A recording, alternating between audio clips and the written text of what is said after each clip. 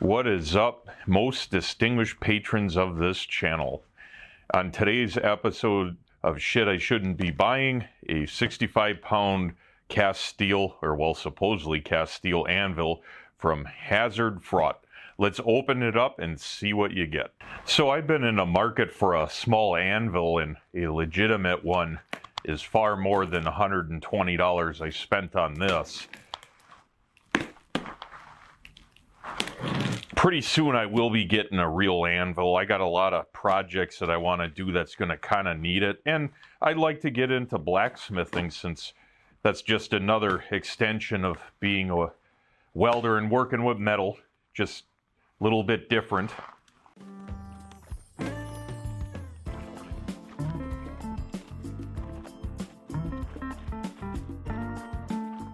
So I gotta say, this thing's actually surprisingly not janky, at least on surface value. We're gonna look a little bit closer at this. The edge isn't perfect, but it's better than I would have expected. And I've actually been to a couple antique dealers that deal with anvils, and I haven't been able to find anything even remotely this size for under about 3 times what this cost me. And I just need it for small little projects, and my hope was that this would be decent enough for them. So now that I got most of the oil off of it, let's look at it up close. So I gotta say, this thing's actually surprisingly not janky. Well, for what it is, I guess. I've owned a couple smaller anvils kind of like this, a little bit smaller, and it was pretty common you hit it a few times and then all the bondo falls out of the cracks, because these things are typically all cast. They're not like a forging, at least the cheaper ones aren't, and they would pull it out of the sand mold and it would have a lot of defects. Well, they would heat harden it, and then basically once it cooled off, plaster bondo all over it and then give it a quick paint job, and it would look good at the start but turn into a Swiss cheese mess within a short amount of time. And this has somewhat of a rough surface finish, which I actually would rather see that, to be honest, than a perfectly smooth finish, because if it was smooth, we'd know there'd be tons of bondo in it. But yeah, so that looks good. The surface of it is actually fairly flat. It's not perfect. It's a far bit better than a titanium welding table that I checked recently. And this is a lot easier of something to make flat because, well, it's a big hunk of steel, and not only that, it's pretty small.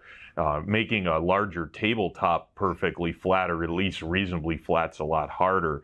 Now, I don't know if you can see it, but this dark spot, when they went back and polished this, the polishing step didn't touch this very much, which, judging by this flat surface here, it's a little bit low, and I'm talking minor. And hey, this isn't meant to be precision machining on top of here, but you get the picture.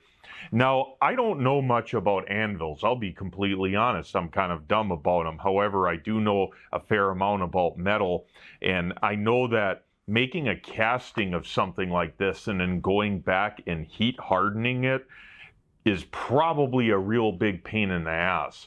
And when you have a mass this big, you need to hit a certain temperature to get it to harden and quench it possibly. Well, what can happen is when you heat treat it, maybe only the surface ends up hitting that temperature, and then right under the surface or deeper in is much cooler.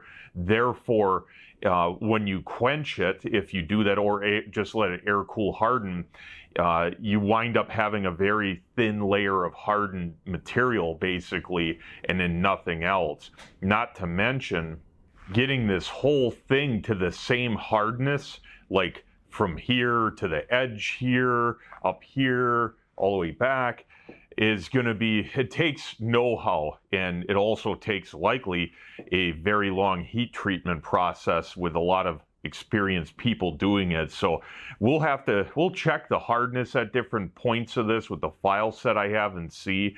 I don't expect too much, and I can kind of tell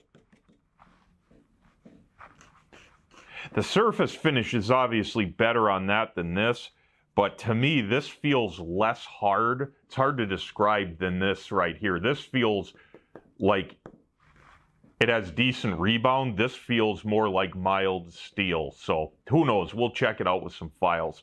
But I'll do a couple turnarounds here so you can see the backside as well. Not too bad. For what I'm going to be using it for, it'll be decent. So let me go grab my hardness files and let's look at them.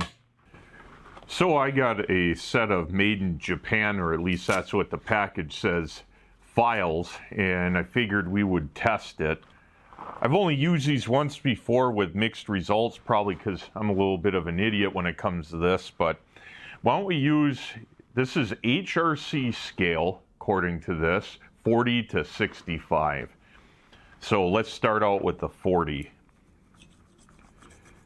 And that doesn't scratch that even in the least.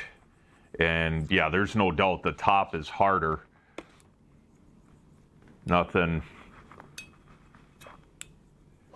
Yeah, I can tell already that the top is miles harder than the nose of this. Let's use a 45. Yeah, that just completely skates right over that. You can hear the sound of this. I'll bring the microphone up. Versus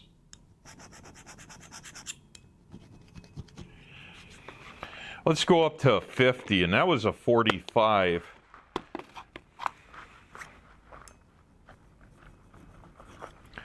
Yeah, and it's scratching it pretty good. Yeah, I would say that's somewhere below a 50 or around 50. And this, not even remotely touching the top. Let's go up to 55.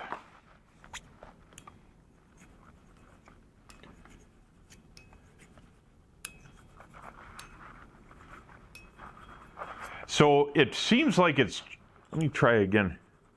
So back here is not as hard as up here. It skates over this completely, and then back here, it's almost there. Let's do an HRC 60, and that is biting into it, no question, scratching. And yeah, so it's slightly softer back here than it is up here, which is kind of like what I was saying with the big hunk of metal like this, getting it equally as hard throughout the whole surface. That's where skill and knowing what you're doing really matters. And then of course, yeah, this is not even close. So the top, I would say, is somewhere around HRC 55 to as close as maybe 59.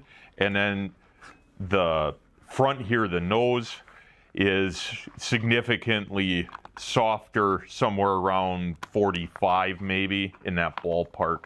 So you guys, since you guys are the anvil experts, can tell me if that's good or not. I know that 55 to 60 on the top of it probably isn't that bad. This seems a little bit soft to me. And again, I think that would be typical of a cheap anvil with less than ideal heat treatment. Now, I don't have a ball bearing to bounce on this. I'll probably find one laying around here in the shop after I'm done shooting a video, and I'll bounce it and give you a rebound percentage. I know that's something people really look into a lot, but it's a $125 anvil. We can't expect the best, but I think it'll work really good because I got a bunch of metal art projects I got going on that I need to bend kind of, we'll call it flower stems or something, and this is going to save me a lot of time over just using whatever I have laying around the shop to hammer something out. So I think that'll work pretty good. But my vise in particular over there, my bigger vise, doesn't have a flat spot either to hit on, so this will work great for that. Let me go and shove it over there, and we'll go to conclusion. Managed to find a hammer around here that I think might work for this. Don't have a ball bearing, but it's funny, the hardness tester coincides with how this rebounds off of here. So if you watch this, pretty much dead. has some rebound, so this is definitely harder than it is here. But then let's check the top out.